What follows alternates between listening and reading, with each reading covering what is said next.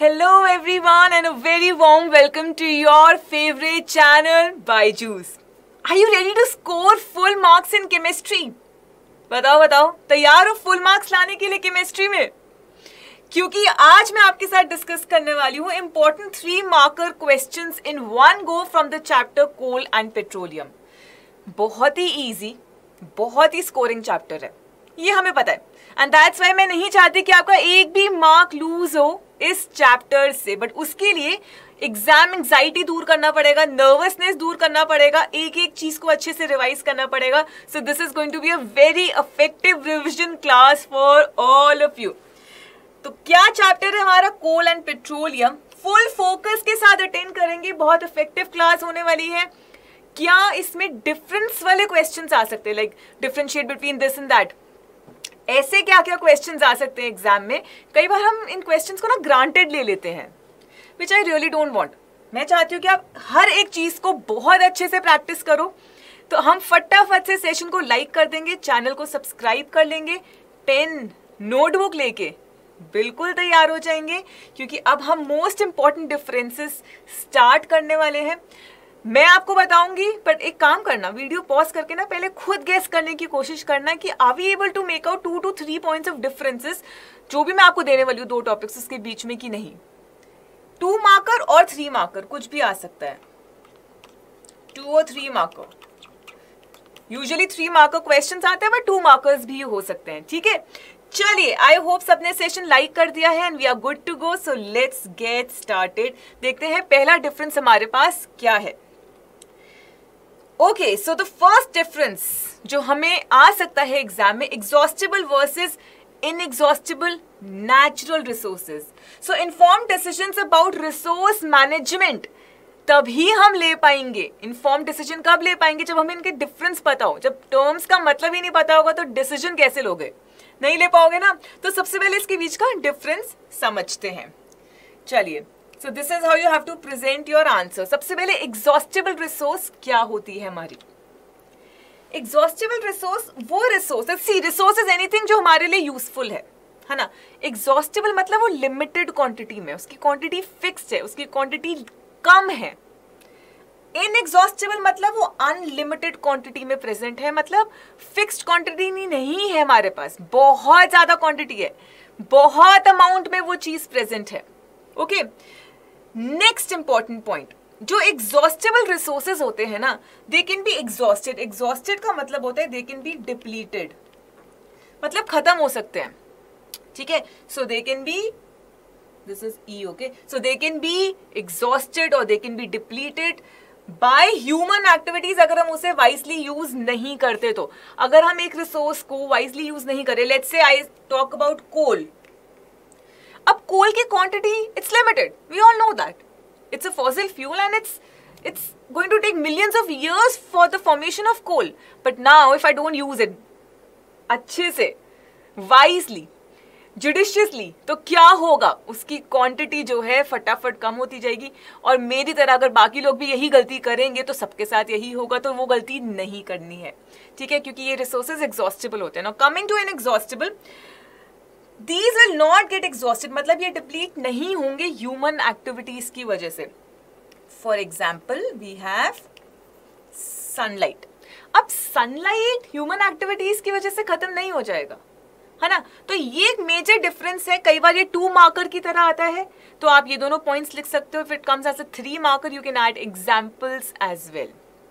ठीक है, चलिए, I hope this is crystal clear and now we are good to go. And let's see कि second difference क्या आ सकता है एग्जाम में. Bitumen versus coal. See, both bitumen and coal tar, they're complex mixtures of hydrocarbons. दोनों में I would say hydrocarbons हैं. Hydrocarbons क्या होते हैं? जिनमें हाइड्रोजन और कार्बन हो. ठीक है, इनफैक्ट दोनों के दोनों I would say dark brown to black in colour है.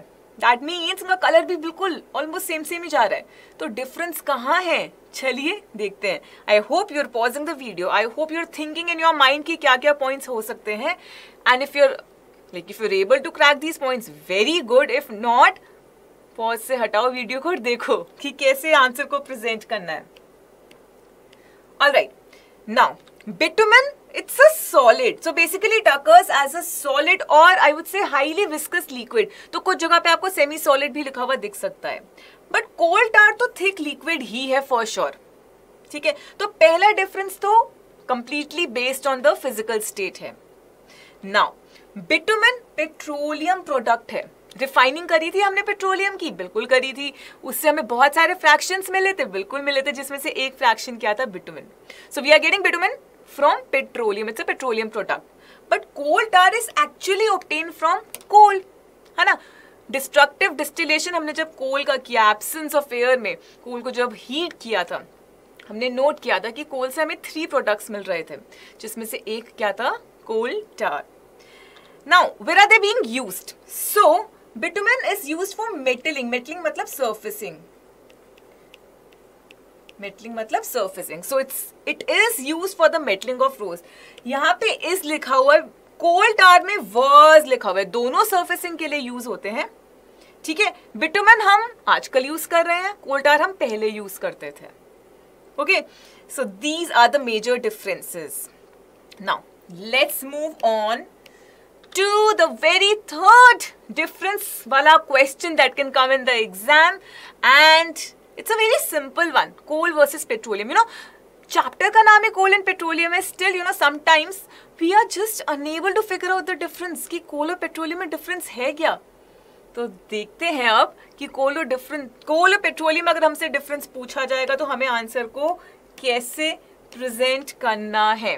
So let's get started now. Okay, now coal is a black solid. We all have seen coal, है ना. It's a solid. Petroleum it's a dark thick liquid. Okay, so coal आपका solid है, petroleum आपका liquid है. Okay, next देखते हैं. Coal is majorly carbon.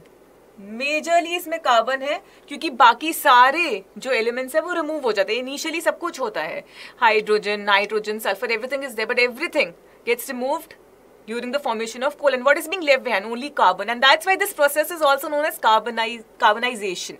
Okay, process को carbonization क्यों कहते हैं? क्योंकि खाली कार्बन रह जाता है. पेट्रोलियम में बहुत सारे हाइड्रोकार्बन्स प्रेजेंट हैं. Okay, so petroleum is a mixture of hydrocarbons. Now, next, coal, you would notice that you know it is comparatively cheaper as compared to petroleum. तो petroleum हमारा थोड़ा ज़्यादा expensive side पे है, coal comparatively cheaper है, ज़्यादा affordable है. coal बनता कैसे है? Land plants, मतलब basically जो plant remains होते हैं हमारे, जो हमारे plant remains होते हैं, उससे हमें क्या मिलता है? हमें मिलता है कोल.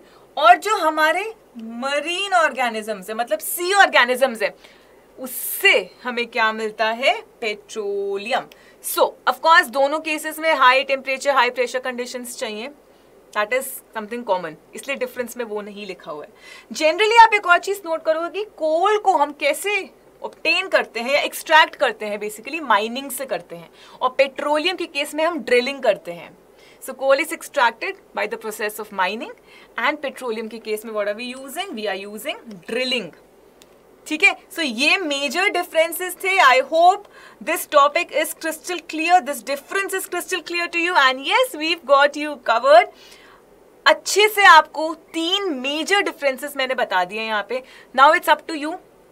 अब ये आपकी नॉलेज है और आपकी आई वुड से सिंसेरिटी है इसको रिवाइज करना, टू मेक श्योर कि 1 मार्क भी ना कटे.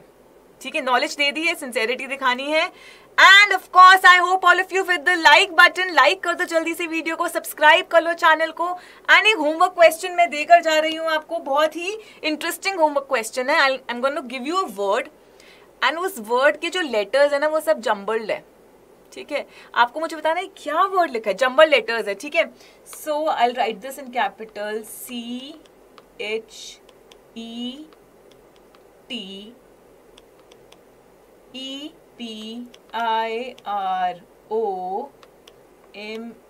CHETEPIROMALC. Let me just cross check. Okay, so yes, done. How many letters are there? 1, 2, 3, 4, 5, 6, 7, 8, 9, 10, 11, 12, 13. Okay, done. Correct. Okay, now this is a term related to this chapter. You have to figure out what is this word. So rearrange all the letters to make a meaningful word out of it. Leave your answers in the comment section. Let's see how many of you can figure out कि word क्या लिखा है मैंने. And keep working hard, keep studying. I'll see you super soon. All the best for your exams. Take care. Bye bye.